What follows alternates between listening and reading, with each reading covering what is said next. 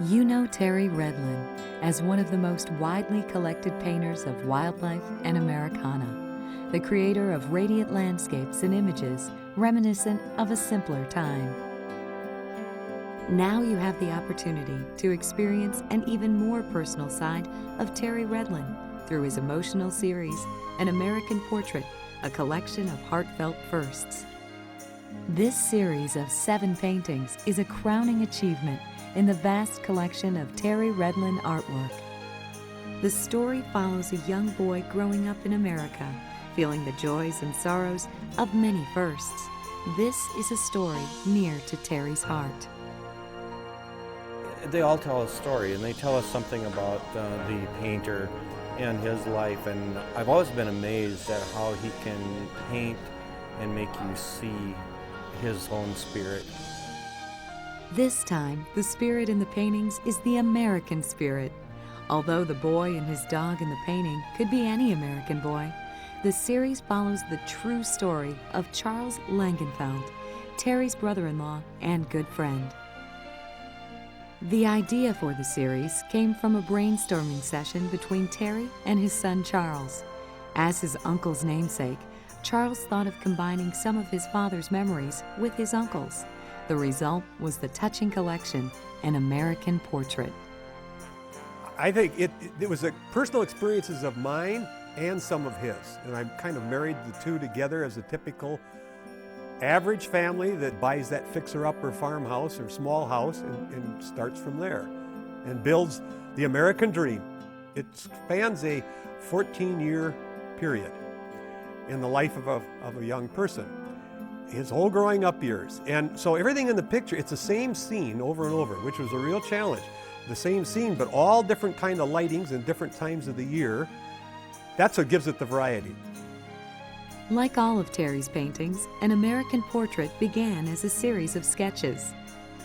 They're just the composition thoughts, and then I paint from memory. I don't paint from anything. So I had it all in my head, but to do that and to place it all together is what made it very complicated. I couldn't no more start a picture from beginning to end because I have to look at it like a stranger sees it for the first time. So that takes, I put them away for a few months. Sometimes it's years before I get a painting completed. Because of its personal and emotional nature, however, An American Portrait was almost never finished. I hadn't worked on that project for 6 months. It was just dragging.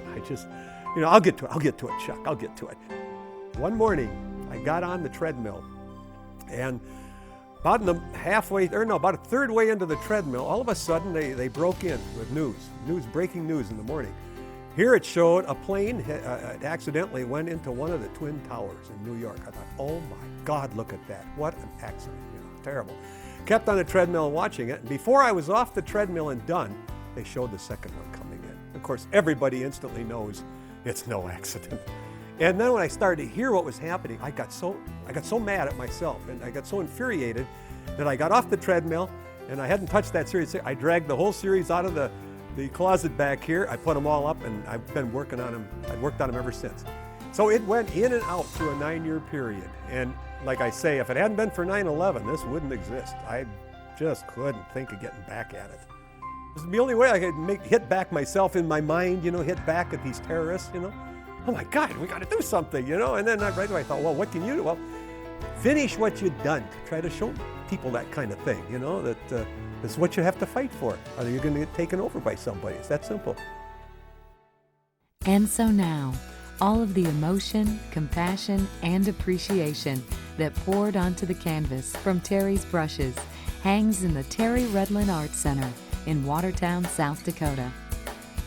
On a beautiful summer weekend in August of 2004, nearly 10,000 people participated in the unveiling ceremony of An American Portrait. I love how it starts out with just a small boy. And I am a detail person, so I love looking at all the details of each picture and to follow them through and to see how each little piece changes and how he just keeps adding. And being a mother of a young son, realizing, watching them grow up and going to the end as it is, and how it ends is very moving. Very moving. And having been in that era of Vietnam, knowing that there are many families that have experienced this, and how wonderful to see it put so lovingly and so beautiful. It's really a poignant series, I think. You know, to start with that little boy moving into the house and then watch him grow up and watch him not come back. It's very moving.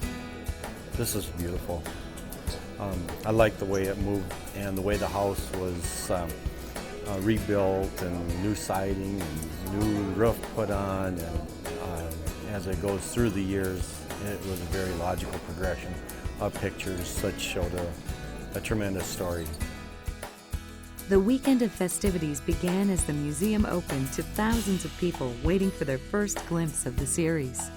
Collectors waited hours to meet Terry Redlin and get his autograph. It's a time Terry cherishes as much as his fans. The end of the first day culminated with the people filling the museum grounds to enjoy a magnificent concert by world-renowned artists Mannheim's Steamroller. The evening was capped off by a spectacular fireworks display.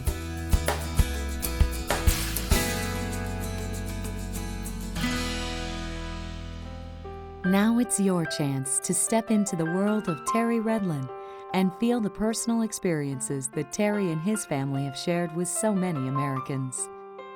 Watch a little boy grow as his house and neighborhood grow around him. The series begins with a painting filled with memories directly from Terry's childhood. In his first friend, it's partly my experiences as well as other experiences, but one of my experiences was his first friend. I lived on the farm, and all the farm animals were my buddies and everything. And we were moving town. My mother wanted me to go to town school. So when first grade was coming up, I didn't have kindergarten. So I was supposed to go to town and go to school. And boy, when it came time to move from the farm, I didn't want to move. I had my buddies and the cattle, and I just loved it. And I didn't know what school was. I didn't want anything to do with it. So the picture depicts that very thing, that she's coaxing me by buying me a dog and making me happy. So we'll move into town, okay? And it was moving day. The truck is there unloading everything.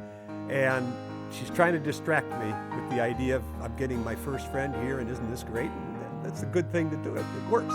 So that's where I took it from. It was a direct memory, that particular piece. But every piece on the series, the memory parts of them come from different times and places.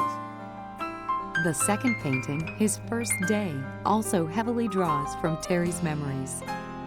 You'll notice in the picture that he has a little world there. They've added onto the house, you know, it's probably a year later. Now the birds are down in the bird bath. He's got his toys around him, his bicycle, his little horse, rocking horse, and his dog, you know, Buddy. Now comes the other major trauma type of thing, and it's his first day.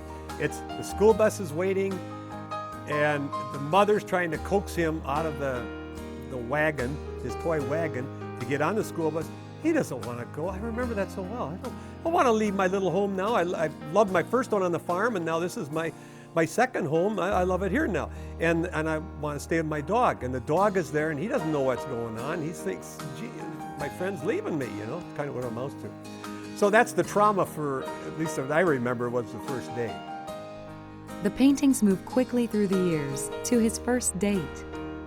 This was his first date. And I know on the painting you'll notice that there's a heart carved on the tree now, so he's at that age. She's been brought over by her dad in his car. He's waiting in the car. She's come over to say hi, and the mother had ran in and got some food quick and is serving them both.